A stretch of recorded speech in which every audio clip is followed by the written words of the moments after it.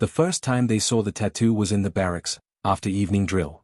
Shirts were peeled off, sweat steaming in the cold air as the men laughed, cursed, and carried on in the way soldiers always did when exhaustion mixed with adrenaline. Private Aaron Hale was slower than the rest, his lean frame not as built, his movements quieter, as though he was afraid to take up too much space. He unbuttoned his fatigue jacket, pulled it off, and with the simple act of tugging his undershirt loose, the ink was revealed across the right side of his chest. It wasn't large, but it was bold. The lines, black and deep, formed a symbol that none of them expected to see. At first it was just silence, like the air had been sucked from the room. Then Corporal Rains let out a sharp bark of laughter. "You've got to be kidding me. That? On your chest?" Others gathered closer, and one by one the smirks turned into open jeers. "Man thinks his special forces already," another called out. A third whistled mockingly, "Better salute him now, boys, before he wins himself a medal for bedtime stories." Aaron didn't answer. He simply pulled his shirt back down, folded his jacket neatly, and sat at the edge of his bunk. The laughter stung, but he had long ago learned that silence was a sharper shield than words. They didn't know what the ink meant, not really. To them it was just an arrogant mark, a boast carved into skin by someone who hadn't yet earned the right to brag. To him it was the opposite. The tattoo was a replica of the insignia his father had carried on his forearm. His father, who had gone to war before Aaron was born, who had never returned. His mother spoke rarely of it, but in the few photographs Aaron had seen, that mark was always there, a small flame burning against muscle and bone. It had been a promise, not of glory, but of duty.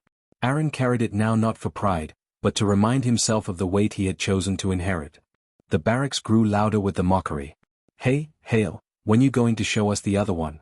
Got your name tattooed on your back so the enemy knows who you are." Someone tossed a rolled-up sock at him. He didn't flinch. Sergeant Mackenzie eventually entered, his boots slamming against the floorboards with authority. The laughter cut off instantly. Mackenzie's eyes scanned the group, lingered for a second on Aaron, then moved on without comment. The men straightened their bunks, muttered half-hearted apologies, and the night rolled forward. But the whispers did not stop. Over the next days, the tattoo became a joke. Whenever Aaron was near, someone would tug at their shirt, mock saluting with exaggerated seriousness. "Yes, sir, Commander Tattoo," they'd sneer. At mess hall, they'd nudge each other and grin whenever he passed. He ate quickly, quietly, and returned to his duties without sparing them a glance. There was only one who didn't join in, Private Collins, the youngest of the lot, who had barely turned 19. He watched, uneasy, as the others jeered. Sometimes, late at night, when lights were dim, he whispered across the bunks, "Don't mind them. They just don't understand." Aaron would only nod, nothing more. He wasn't there to make friends. He was there to serve. Then came the field exercise. It was supposed to be routine, a mock patrol through dense woodland, simulated hostiles hidden by instructors, objectives marked out on maps. The unit was split into squads, each tasked with reaching a designated point under pressure. Aaron's squad had Rains as lead, a man who never missed a chance to throw in a sharp word at his expense. "Stay close, Tattoo," Rains ordered with a grin. "Don't want you getting lost and crying for daddy." They moved out. The forest was thick, branches clawing at their uniforms, mud sucking at boots. Hours passed under the strain of marching, sudden sprints, simulated fire. Adrenaline thumped through veins, tempers flared. When the squad hit a fork in the trail, Rains barked a direction. Aaron hesitated, studying the terrain, the subtle slope of the ground, the pattern of footprints left behind by instructors. "This way," he said quietly, pointing the opposite direction. Rains laughed. "Oh, now the tattoo's giving orders? Listen up, boys, we've got ourselves a prophet." He ignored Aaron, led them down his chosen path. Within minutes, they walked straight into an ambush. Paintball rounds cracked through the trees, stinging against arms and legs. The squad scrambled for cover, shouting in panic. Aaron moved without hesitation. He pulled Collins behind a fallen log, returned fire, and then, when Rains froze in the open, yelling orders no one could follow, Aaron sprinted across, shoved him down, and took the brunt of the paint rounds himself. His chest burned, his arms stung, but his focus never wavered. He rallied the squad, called out positions, and pointed them toward cover. Within minutes, what could have been a total wipeout turned into a regroup and counter-move. When the whistle finally blew to end the exercise, the instructors emerged, scribbling notes. The squad was bruised, marked with bright paint, but they had survived because one man had kept his head when the rest lost theirs. Back at camp, the mood shifted. Rains no longer jeered quite so loud. He avoided Aaron's eyes, muttering instead about bad luck and wrong timing. The others grew quieter too, uncertain. But pride dies hard, and instead of respect, they wrapped their unease in silence. It wasn't until the official review the following week that everything changed. The squad lined up in the assembly yard, instructors reading out performance notes before the entire unit. Most squads were average. A few were praised. Then Aaron's squad was called. The instructor, a stern captain with years etched across his face, read from the clipboard. Squad 7. Leadership under pressure lacking at times. Poor navigational choices. But credit is due to one soldier for preventing collapse and maintaining operational cohesion. The captain looked up. His eyes fell directly on Aaron. Private Hale, step forward. Aaron obeyed, boots striking the ground in crisp rhythm. He stood at attention before the entire unit, his tattoo hidden beneath his uniform. The captain's words carried. In the field, when others faltered, this man acted decisively. He showed composure, tactical awareness, and a refusal to abandon his squad. Such qualities are what make soldiers dependable. Then, without instruction, a sound rose. It began with Collins, snapping his heels together, raising his hand in salute. The motion was sharp, deliberate. And then another followed. And another. Until the entire unit, even those who had laughed, jeered, mocked, stood in unison, saluting the man they had scorned. For a moment, Aaron did not move. His chest tightened, the memory of his father's face flashing in his mind. Slowly, he returned the salute, eyes steady. The barracks, the laughter, the sting of paint rounds, it all washed away in that single motion. The tattoo, once a mark of ridicule, had become a symbol of something undeniable. The salute changed everything, but not in the simple way some might expect. Respect in a unit isn't given overnight, and while the jeering stopped, the air around Aaron became heavier, more watchful. Where once they had mocked him openly, now they studied him in silence, measuring his steps, weighing his words. It was not friendship, it was scrutiny. Soldiers, after all, test strength constantly, even when they don't admit it. In the days that followed, Aaron noticed how eyes lingered on him during drills. When he pushed harder on the obstacle course, they noted how he moved. When he shot at the range, they timed how fast he reloaded. When he sat quietly polishing his boots, they wondered what thoughts lived behind the calm face. The jeers were gone, but whispers remained. "Think he's for real?" someone muttered once in the mess hall. "Or just lucky that day," another replied. Aaron ignored it, as he always did. He wasn't here for approval. He had made a silent pact years ago, the day he pressed his hand against the old photo of his father in uniform. That pact was his compass, not the opinions of tired young men still learning the difference between arrogance and pride. But fate is cruelly precise in how it chooses its tests. 2 weeks after the salute, the unit was assigned a night exercise deeper in the valley. This wasn't just a simulation. It was meant to grind them down, to push them into the kind of fatigue where mistakes revealed themselves like cracks in glass. Each squad was given a map, a compass, and minimal rations. They were to navigate through miles of uneven terrain, avoid instructors posing as enemy scouts, and secure an extraction point before dawn.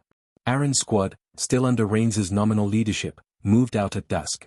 The forest was alive with shadows, every rustle amplified by the darkness. Headlamps were forbidden, only the faint glow of the moon threaded through branches. For hours they marched in silence, broken only by the occasional order from Raines, whose confidence was already fraying. He hated the dark. Everyone knew it. His voice was louder than it should have been, as though trying to convince himself he was in control. Around midnight, the squad stumbled upon a ravine. The map showed no easy crossing, but the route ahead was blocked. Raines ordered them to circle back and find another way. Aaron studied the incline, the placement of rocks, the way the slope bent down toward a shallow path. "We can cross here," he said firmly. "If we waste time circling, we'll miss the extraction window." Raines bristled. "You don't give orders." "I do. We're not risking a climb in the dark." His tone was sharp, almost desperate. But Collins, remembering the last exercise, spoke quietly. "His right, Corporal. We can make it."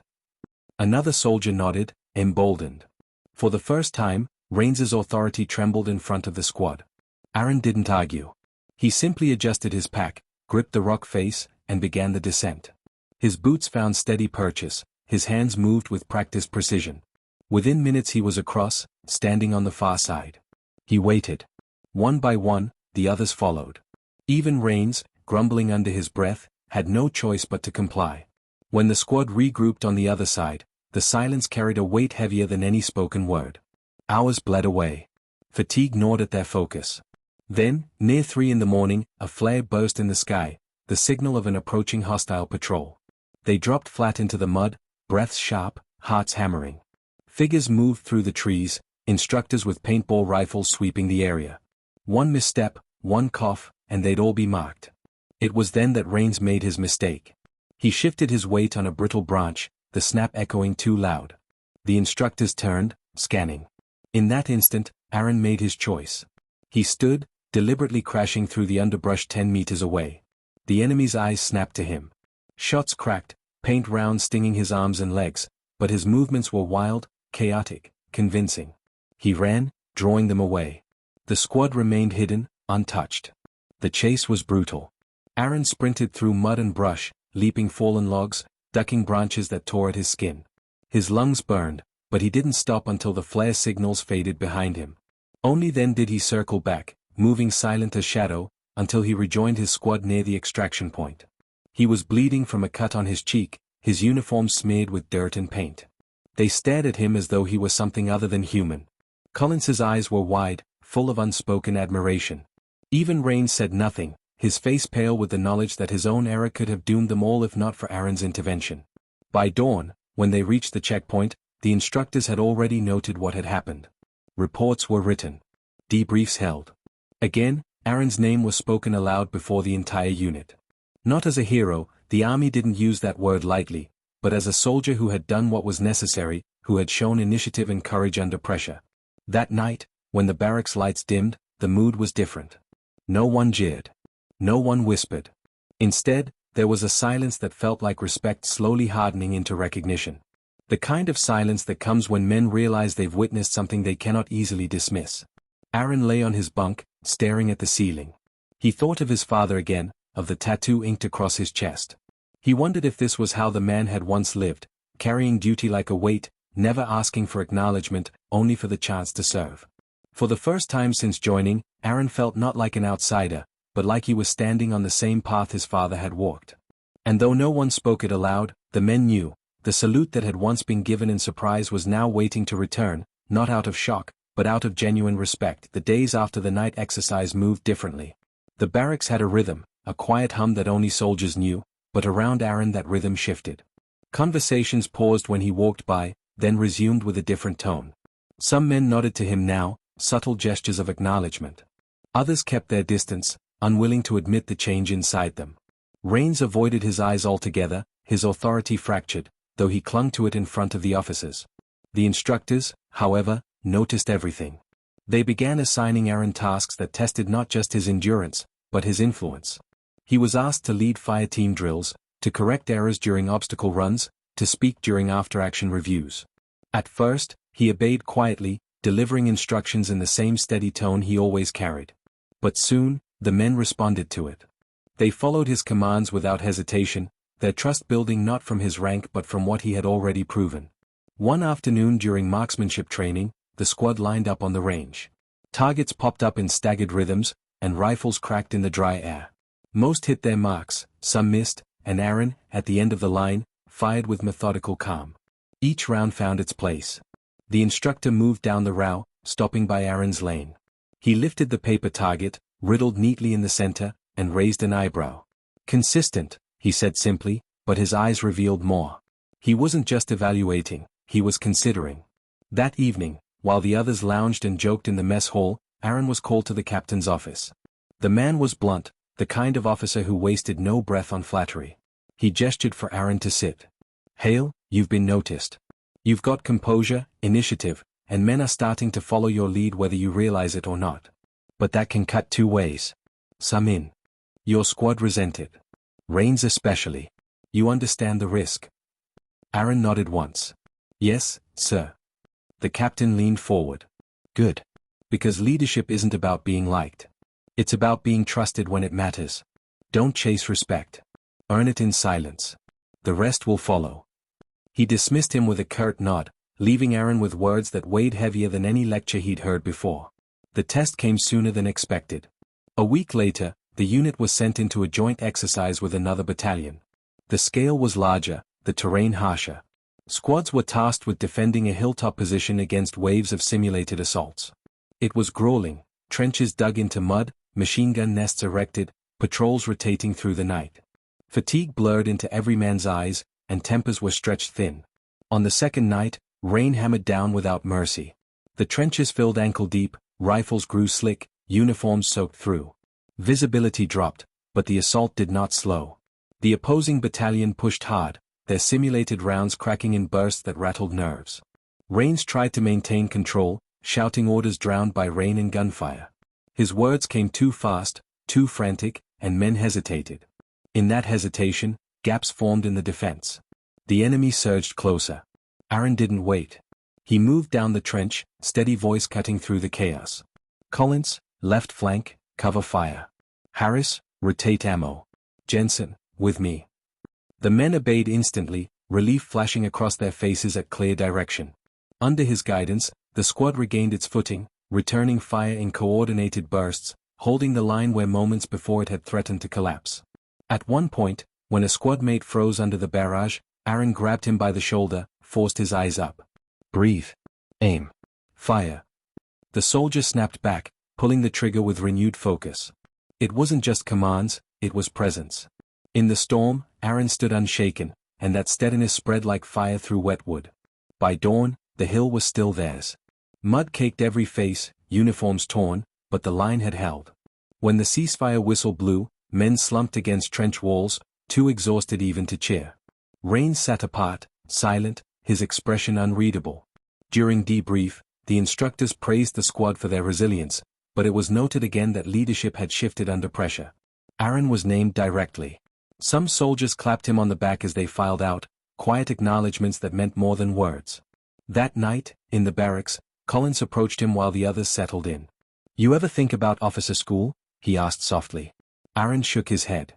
"Not my aim." Collins frowned. "Should be. You've got it. The way they follow you, it's not normal. It's earned." Aaron didn't reply. He only touched the edge of his shirt where the tattoo lay beneath, hidden but always there. He hadn't come for ambition. He had come to fulfill a promise.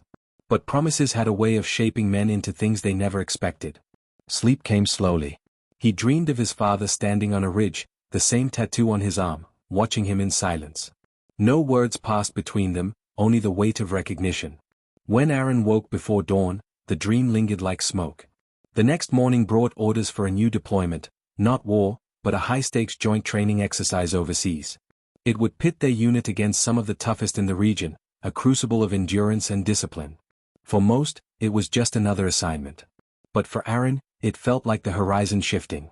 Something waited out there, a test larger than the jeers of barracks or the mud of trenches. As the unit packed their gear, he caught men glancing his way again. No one mocked now. No one dared. They remembered the salute. They remembered the night in the forest, the rain on the hill. Respect had begun to take root, and with it, expectation. Aaron carried it quietly, as he always did. The tattoo burned against his skin, a silent promise that the next test, whatever it was, would not find him faltering. The deployment overseas was different from anything Aaron had known before. The air was hotter, heavier, carrying the dust of a land where the sun burned mercilessly during the day and the nights dropped into cold silence. The joint training exercise was held across sprawling terrain that mimicked combat zones, villages of empty clay huts, stretches of desert broken by rocky ridges, and compounds wired with sensors to record every movement. This was no simple drill, it was designed to strip soldiers bare and measure what remained. From the moment the exercise began, intensity ratcheted up. Their unit was pitted against an elite regiment known for precision and relentlessness. For every mistake made, the sensors recorded it, and instructors analyzed it with cold eyes. Squads that faltered were torn apart on paper, their weaknesses displayed without mercy. It was the kind of environment where reputations were made or destroyed in hours. Aaron's squad, still nominally under Raines's command, moved through their first missions cautiously. Raines barked orders louder than necessary, his confidence brittle. The others complied, but it was Aaron's quiet interjections, his steady corrections, that kept them on track. When maps became confusing, he oriented them. When movements faltered, he guided them back. More than once, Collins caught the others watching Aaron rather than Rains when decisions had to be made. By the third day, exhaustion had settled deep in their bones. Sand clung to sweat, packs grew heavier with every mile, and blisters spread across feet like fire. The opposing regiment pressed constantly, ambushing patrols, setting traps, driving them to the edge of collapse. During one operation, their squad was tasked with securing a compound at dawn. They moved in undercover, breaching the outer walls. Inside, chaos erupted, paintball rounds cracking like live gunfire, grenades spitting smoke and color. Rains tried to lead the push, but his commands overlapped, confusing men already rattled by the sudden noise.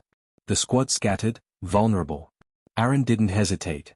He pulled them back with clear, sharp words, directing fire teams to cover doorways, others to sweep rooms in pairs. Within minutes, the confusion gave way to order. The compound was theirs, secured faster than the instructors expected. When the review came, the captain's voice cut through the assembly yard. Squad 7, strong execution after initial disorder. Credit again to Private Hale for restoring cohesion. His eyes scanned Rains, lingering just long enough to make the implication sting. Rains's resentment simmered hotter with every mention of Aaron's name. That night, while the men sat in the dim light of the barracks tent, Rains broke the silence.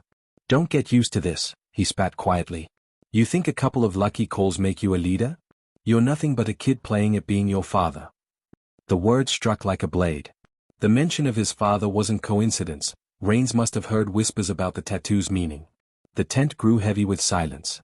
Collins shifted, ready to speak, but Aaron stopped him with a glance. He wouldn't fight over words. Not here, not now. Instead, he stood and walked out into the night. The desert stretched endless under a sky crowded with stars. He breathed deep, letting the anger burn itself out in silence. His father's face came to him again, not in dreams this time but in memory, the photograph on the mantel, the stories told in fragments by his mother, the weight of a name carried quietly. He clenched his fists, then let them open. He didn't need to defend himself to Rains. The field would decide everything. The decision came sooner than expected. On the fifth day, the exercise shifted into full simulation, 48 hours of non-stop movement, assaults, and defense scenarios with no rest except what could be stolen in minutes. It was designed to break men, to push them into mistakes born of exhaustion. Their squad was ordered to hold a ridge overlooking a supply route. The opposing regiment would attempt to take it. The ridge offered poor cover, just rocks and shallow dirt. As the sun dropped, the first attack came. Gunfire simulations lit the night, the air filled with shouts. Rains tried to rally the squad, but again his words fell into panic. Aaron stepped forward, taking positions, calling targets, rotating ammo belts. His voice was steady, cutting through fatigue. 4 hours they held. When the enemy pressed hardest, Aaron crawled along the line, dragging a wounded squadmate to cover, shouldering his rifle when others faltered. He seemed tireless, though his body screamed for rest. When dawn finally bled across the horizon, the ridge was still theirs. The squad lay in the dirt, eyes hollow, but alive. As the instructors called an end to the scenario, the regiment commanders approached. One of them, a grizzled colonel from the opposing side, stopped in front of Aaron. "You kept them standing," he said simply. "That's what matters." He gave a curt nod before walking on. The salute came again that evening. This time it wasn't the whole unit, not in ceremony. It was quieter, but somehow heavier. As Aaron walked into the mess tent, mud still crusted on his uniform, Collins stood and saluted. Then Harris followed. One by one, the others rose. Even men from other squads joined. They didn't cheer. They didn't speak. They only saluted, the silence thick with meaning. Aaron returned it, his face unreadable, but inside, something shifted. The jeers were gone forever now. In their place stood something that even Rains couldn't deny. Later, when the squad lay in their bunks, too tired to talk, Aaron stared up at the tent ceiling. He traced the tattoo with his hand beneath the fabric of his shirt. For the first time, he felt the weight of it not as a burden, but as a torch passed down. His father's shadow no longer loomed.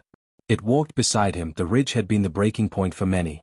Some men were sent home early after collapsing during the final hours, others were reprimanded for mistakes made under the fog of exhaustion. But Aaron's squad emerged with their heads high, bruised and battered but intact. The after-action review placed their defense among the strongest in the exercise. The instructors noted not just performance, but the shift in dynamic. For the first time, it was written plainly, Private Hale displayed qualities of leadership under extreme pressure. The recognition spread quietly through the camp. Men nodded at him more often, some stopped him with brief handshakes, others with short words of respect. It was subtle, but for soldiers, that kind of acknowledgement spoke volumes. Yet not everyone was content. Rains, stripped of the authority he clung to, grew colder, his glances sharper. He didn't speak openly against Aaron anymore, but his silence carried venom. Aaron felt it but gave it no ground. He had bigger things to focus on. The joint exercise concluded with a final assembly. The colonel of the host regiment addressed them, his voice hard but fair. You came here as individuals, but you leave as units tested by fire. Some of you found your limits. Some of you surpassed them. That is what this was for. His eyes swept across the crowd before resting for a moment on Aaron. In the field, there will be no instructors. Remember what you have seen here. After the ceremony, the men boarded transport back to their base.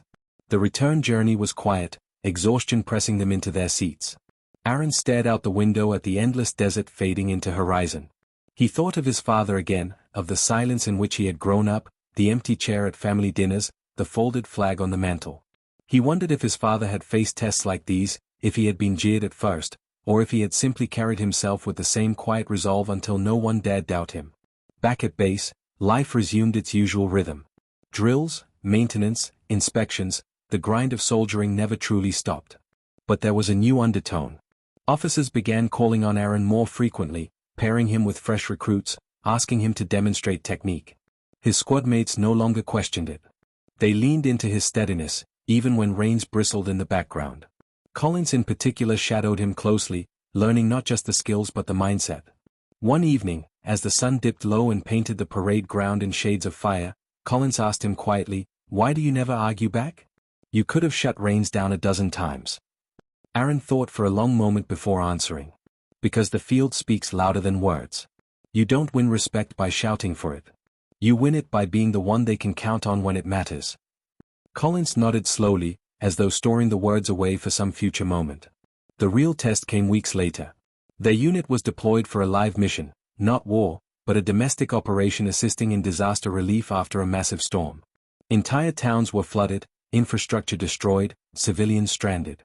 The soldiers were sent to secure perimeters, deliver supplies, and evacuate those trapped by the rising waters. It was not combat, but it carried its own kind of danger. Aaron's squad was tasked with reaching a small village cut off by washed-out roads. The only way in was through knee-deep water and unstable ground. Vehicles couldn't make it. The men strapped packs to their shoulders and moved in on foot. The rain had stopped, but the aftermath was devastation. Houses tilted on broken foundations, cars half submerged, trees ripped from the earth. The smell of mud and gasoline clung heavy to the air. As they reached the village, they found families huddled in the remains of homes, eyes hollow with fear. Children clung to parents, elders shivered under soaked blankets. The squad immediately began distributing supplies, organizing transport for those who could walk, setting up makeshift shelters. But the water continued to rise, creeping higher with each passing hour. At one point, a mother screamed, her child had wandered too close to the current and slipped. Without hesitation, Aaron dove into the water. The current was strong, pulling the boy downstream, but Aaron swam hard, cutting through debris, until he reached him. He lifted the child onto his back and fought his way back to shore, lungs burning, muscles straining. When he emerged dripping and gasping, the villagers broke into tears of relief. The squad rallied around him, securing ropes and forming chains to guide others across the dangerous stretches. Under Aaron's direction, they moved families to higher ground, one group after another, until the village was empty. Not a single life was lost. By nightfall, when the last evacuee was safe, the men collapsed on the roadside, soaked and spent. Collins turned to Aaron, eyes wide with something deeper than admiration. "You don't just carry soldiers," he said softly. "You carry anyone who needs you." Word of the rescue spread quickly. When they returned to base, officers commended the squad. Official reports noted bravery, coordination, and decisive action. But among the men, it was simpler. They looked at Aaron differently now, not as just another soldier, but as someone who carried the weight of others without hesitation. That evening, back in the barracks, Rains sat in silence, staring at the floor. He didn't speak, didn't sneer. For the first time, he seemed to understand that no words could diminish what had been witnessed. Respect was no longer a question. It was a fact. Aaron lay in his bunk, the tattoo pressed against his skin beneath the fabric. He thought again of his father, of promises made in silence. He had carried the ink not to boast, but to remember. And now, slowly, others were beginning to understand. The Jeers had died. In their place, something far stronger had taken root. The disaster relief mission left its mark on everyone. Soldiers returned exhausted but changed, having seen faces of civilians who looked at them not as warriors but as lifelines. For Aaron, it was more than a mission. It was proof that the tattoo on his chest was not just a reminder of his father's sacrifice, but a guide for his own path. He carried it like armor, not for himself but for those who leaned on him when the world turned chaotic. Back at base, life resumed, yet there was a current running beneath the routine. Aaron noticed how officers gave him more responsibility without saying it outright. He was chosen to lead squads on practice marches, to demonstrate maneuvers during drills, to speak up during after-action reports. Men listened, not out of obligation but because his words carried weight. Even the youngest recruits gravitated toward him. Collins in particular shadowed him constantly, eager to learn. One evening, while they cleaned rifles under the dim glow of barracks lights, Collins asked, "Do you ever wonder why it's you? Why they follow you now?" Aaron shrugged. "Because I don't ask them to. I just do what has to be done." Collins nodded, but his eyes carried something deeper, like he was beginning to see Aaron as more than just a comrade. But not everyone saw it that way. Rains still simmered. Though his open hostility had faded, his pride was fractured beyond repair. He carried himself with bitterness, barking orders louder than necessary, overcompensating in every drill. Men obeyed him, but their eyes flicked to Aaron whenever the pressure rose. It gnawed at him, and though Aaron ignored it, the tension hung heavy. The turning point came during a live-fire exercise. The unit was sent to a rocky training field dotted with bunkers and mock villages. They were to clear the area in coordinated squads, moving under real gunfire with live rounds aimed at targets, not people. Stress was high, every step deliberate. Mistakes here didn't earn paintball splatters, they could get someone killed. Rains insisted on leading the squad aggressively, pushing forward too fast. Aaron kept pace, but his eyes tracked every angle, every danger. Then it happened, a misstep. Rains, eager to impress, rounded a corner without signaling. His boot caught a loose stone, his balance wavered, and his rifle dropped for a split second. The squad froze. Aaron didn't hesitate. He surged forward, covering Rains's blind spot, rifle raised, sweeping targets before anyone could react. He steadied the squad, his commands sharp and precise, guiding them through the kill zone until the danger passed. Only when the area was secure did he lower his weapon. The instructors had seen everything. Later, during review, the captain's words were blunt. "Corporal Rains, your impatience endangered your squad. Private Hale prevented a failure." The words landed like a hammer. Rains's face hardened, his jaw clenched. For a moment, it seemed he might protest, but he said nothing. That night, tension in the barracks was palpable. Men glanced between the two of them, waiting for something to break. Rains sat silent on his bunk, fists tight, while Aaron cleaned his rifle in calm silence. Collins finally whispered, "You saved him, and he still hates you for it." Aaron shook his head. "I didn't save him. I saved the squad. That's what matters." The next weeks blurred into relentless training. Endurance runs at dawn, obstacle courses under punishing heat, tactical drills that stretched into midnight. Through it all, Aaron's presence grew steadier. Men began looking to him not just for orders but for reassurance. He carried himself with quiet certainty, and it spread through the ranks. One evening, during a rare moment of rest, the captain called Aaron aside. "You've got a decision to make," he said. "You've shown leadership beyond your rank. You could apply for officer training. The men would follow you." Aaron paused, the weight of the offer settling over him. "Sir, I'm not sure that's what I came here for." The captain studied him carefully. "Sometimes it isn't about what you came for. Sometimes it's about where you're needed." Aaron carried those words with him as he walked back to the barracks. He lay awake long into the night, staring at the ceiling, thinking of his father. Would the man have taken the path of command? Or would he have stayed in the trenches, shoulder to shoulder with his men? The tattoo on his chest pulsed like a reminder, not of glory, but of responsibility. The next morning, the unit gathered for inspection. As the captain passed down the line, eyes sharp, he stopped before Aaron. For a moment, silence hung. Then the captain gave the faintest nod. It wasn't an order, but it was an acknowledgement, one that didn't need words. And once again, Like ripples through still water, men along the line straightened. Collins's hand snapped into salute. Others followed. Even men from other squads joined, their respect unspoken but undeniable. Aaron returned the salute, his face steady, his eyes firm. The jeers that had once followed him were long gone. In their place stood something unshakable, not admiration, but trust. He lowered his hand, the weight of the moment pressing on him. He didn't know if he would choose the officer path or remain where he was. But he knew this, the unit was no longer just a group of men. They were his responsibility, his family. And whatever test came next, he would meet it the same way he had met every jeer, every trial, every doubt, head-on, silent, and unshaken. The weeks that followed were quiet only on the surface. Training continued, schedules remained fixed, but beneath the routine there was an undercurrent running through the entire unit. The disaster relief mission had reshaped the way the men looked at themselves and at each other. They weren't just training to fight an enemy they hadn't seen yet, they were preparing to face anything, chaos, storms, or war. For Aaron, that current was heavier. Each day, he felt the eyes of the men linger on him longer, waiting for signals, waiting for decisions. He hadn't asked for their trust, but it had found him. Rains remained a storm cloud on the edge of every gathering. He had grown quieter since the live-fire exercise where Aaron